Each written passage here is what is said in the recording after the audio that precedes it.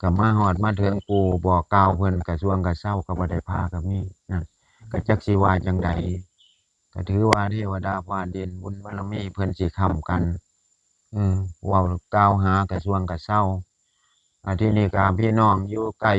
ก็ดีก็สิได้ฮู้ได้เห็นกันนั่นล่ะมื้ออื่นนี่สิน้อยสิหลายก็พอต้องได้ออกมาบ่อยากให้เสียคำเว้าบ่อยากให้เสียสัจจะกับเพิ่นอีกเพราะว่าได้เรียนมือกับเพิ่นแล้วก็รอถ้าเบิ่งมันยังสิอยู่ตัวเก่าหรือบ่จั่งใดครับพี่น้องก็ถ้าติดตามผู้มาบ่ได้ผู้อยู่ทางไกลอยู่ทางเชียงใหม่ลำปางพู้นล่ะอุตรดิตถ์ก็หลายพี่น้อง FC บ่าวสักก็ได้มีแต่ FC บ่าวสักทั้งนั้น FC พอบ่มีใดเพราะว่าผมมีแต่ FC บ่าวสักพุ่นอยู่ไอ้ทางพม่าก็ยังมีอยู่บ่ถามไปถามมาก็ไทยเฮานี่แหละไปเฮ็ดงานอยู่ทางพู้น หลายข้ามฮอดพม่าฮอดลาวก็มีแล้วได้ FC บ่าวสักนี่บ่แม่นน้อยๆเด้บางคนก็สิส่งฮอดเห็ดมาให้กินพู้นน่ะภาษีก็คือเที่ยวก่อนจะเป็นพระหนุ่มๆอยู่แต่เพิ่นก็ว่าเพิ่นก็ว่าเก่งนั่นล่ะพระองค์นี้ก็ได้มีคนเคารพนับถืออยู่แต่ก็บ่ฮู้ว่ามาได้ทางใดเพราะว่าเพิ่นฮู้จักกันกับปู่พี่น้องก็คือสิเข้าใจกันเนาะมื้ออื่นถ้าผู้ใดอยากมาร่วมก็มาบ่ว่าแต่สิอยู่ไกลก็ดีอยู่ไกลก็ดีให้มาร่วมนำกันกับปู่มีเล็กมีน้อยก็บ่เป็นหยังมันสิได้บักสมมาหน่วยเดียวก็บ่เป็นหยังดอกถือว่าเป็นบุญเป็นกุศลหมดทุกคนนั่นน่ะพ่อเองก็แฮ่งจะคิดฮอดตัวเห็นพี่น้องโทรจมหาจังซี้ก็ว่าสิถิมเพิ่นบ่นอนบ่หลับมื้อเช้าก็มีผู้หนึ่งล่ะโทรจั่งใดโทรมาบ่ได้กดหาอีพ่อ2มื้อแล้วมันบ่ติดนอนบ่หลับพู้นกินข้าวก็บ่แซ่บจักมันมีอิหยังดีดอกพ่อแมวก็ได้ก็เว้าธรรมดาคนธรรมดานี่เป็นหยังจังสิคิดฮอดคิดถึงแท้ก็บอกว่าคันคิดฮอดอีหลีก็โทรไปหาเบาสักไม่เป็นหยังอันนี้เป็นหยังเนาะเพราะว่าบ่ทันได้ลงไม้ลงมือบ่ทันได้อันนี้กันมันสิได้เบิ่งกันจั่งใดเนาะอือนั่นล่ะรอเบิ่งมื้ออื่นนั่นล่ะมันสิเป็นจั่งใดตัวนี้ก็คือแค่เป็นนิมิตฝันมื้อคืนนี่เด้อพอได้รับปากกับเพิ่นไว้ว่าสิเฮ็ดตั้งแต่มื้อก่อนพู้นล่ะทำพิธีให้เพิ่นก็ได้แต่ทีนี้มันยากลูกเต้าเหล่าหลานพี่น้องก็ยากก็เลยมาเขียนเลี่ยนออกมาเป็นมื้ออื่นมื้ออื่นสิได้ลงมือนำพิธีบวงสรวงผลหมากรากไม้พี่น้องอยู่ไกลอยากมาร่วมนำกันก็มาเบิ่งบ่มีเงินมีทองก็มาได้บ่เป็นหยังอยู่นี่บ่เคยเอิ้นเข้ามาก็บ่ได้เก็บบัตรดอกดีบ่ดีก็ให้ได้กินน้ำกินหยังฟรีพร้อมพู้นล่ะมาบ่เป็นหยังมากราบมาไหว้ปู่เบิ่งปีนี้ฟ้าฝนสิดีบ่ก็มาบอกเพิ่นตัวเฮ็ดไร่ไถนาก็บ่ได้ใส่ปุ๋ยใส่ปานก็ให้ได้เหลือเหล้าเหลือแค่พู้นตั่วปู่เพิ่นเมตตาสงสารลูกหลานดีจังหยังนี่ทีนี้ก็พี่น้องก็คงสิเห็นตัวนี้คือเพิ่นเข้าไปนิมิตความฝันให้พ่อไว้นี่อ่าในนิมิตคำขวัญนี่เพิ่นเขียนให้คือสิ2ตัวเนี่ยแดงจึงครึ่งเลยแต่ตัวนี้อยากลางๆเศร้าๆเนี่ยแต่ปกติพ่อเองก็ว่าสิบ่ทันบอกพี่น้องดอกเนี่ยว่าสิบอกแต่2ตัวนี่ล่ะแต่เพิ่นมาไล่ไปไล่มาเพิ่นหลงกลหมู่เพิ่นซะแล้วย้อนกลับหลังก็เลยได้เว้าไปซะนี่ล่ะเพิ่นเขียนให้813 2 ตัวยังลางๆอยู่นะครับ2ตัวล่างนี่มันยังบ่ทันชัดเด้อทีนี้พ่อเองก็บ่หันบอกพี่น้องไปให้มันชัดๆกว่านี้ก่อนย้านปู่เพิ่นยังปิดอยู่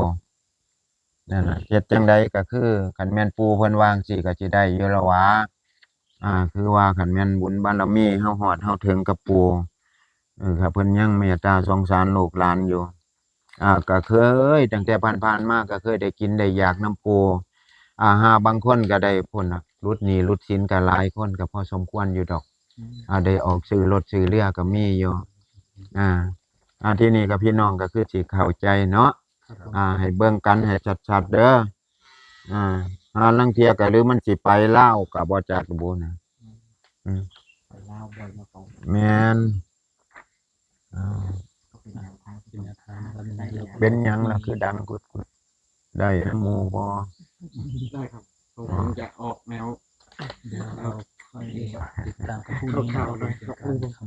ก็กินได้อยากนำเพิ่นแล้วย่านตอบแทนอ่าบุญบารมีเพิ่นบ่หลุดนั่นล่ะพ่อก็เฮ็ดไปก็บ่ได้ว่าที่เฮ็ดไปเนี่ยทุกสิ่งทุกอย่างพ่อเองก็บ่ได้ไปเว้าไปอวดโอ้ใส่ผู้ใดเด้ก็บ่ได้ว่าพ่อเก่ง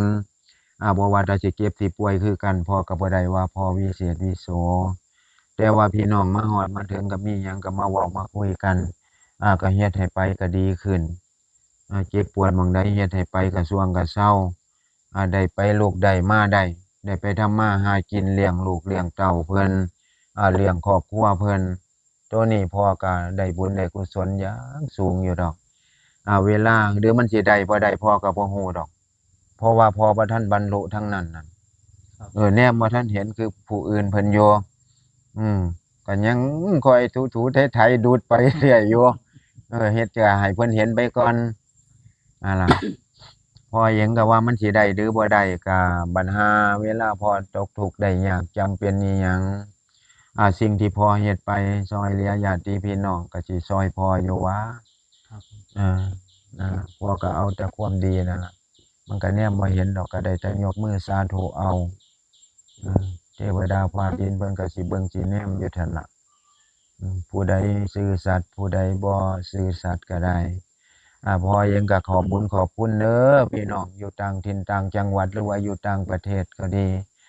อยู่พุ่นล่ะทั้งเยอรมันก็หลายหรือว่าทั้งพร้อมทั้งจานั่นล่ะผู้ที่เพิ่นโทรมาเยี่ยมยามถามข่าวอยู่เรื่อยๆก็บ่มีเวลาได้โทรช่วงนี้กำลังฝึกไอ้นั่นนะฝึกขับเครื่องเราเป็นหัวหน้าฝึกขับเครื่องก็อีพ่อเฮ็ดหยังก็ติดตามเบิ่งอยู่สิ่งใดที่พ่อเฮ็ดไปนี่มันยังบ่ทันมีหยังที่ไปเข้าเครือข่ายผิดดอกพ่อหันว่าพ่อเฮ็ดผิดผู้ใดมันเว้ามันว่าก็เดี๋ยวผมสิให้ลูกน้องจัดการให้เฮ็ดเราบ่ได้ไปเรียกร้องเรี่ยไล่พี่น้องแม้แต่เงินแต่ทองบาทหนึ่ง2บาทก็บ่เคยว่าไปเรี่ยไล่มีแต่เพิ่นมีน้ำจิตน้ำใจส่วนบุญส่วนกุศลมาช่วยปู่ได้ตะปูดอกหนึ่งก็ถือว่าเป็นบุญเป็นกุศลแล้วติวะก็ดีได้ธูปห่อหนึ่งก็ถือว่ามาให้ปู่คือธูปคือเทียนเนี่ยล่ะได้มาจุดมาไต้ไปในภายภาคหน้าเฮาก็สิได้ฮงเฮียงเหลียงเหลี่ยมไปมีแสงสว่างตัวก็คิดเบิ่งเอาดีๆมันก็บ่แม่นว่าสิมาเว้าธรรมะธัมโมดอกคันสิเว้ามันก็พอเว้าได้พอสมควรอยู่ดอกแต่จักสิวางใด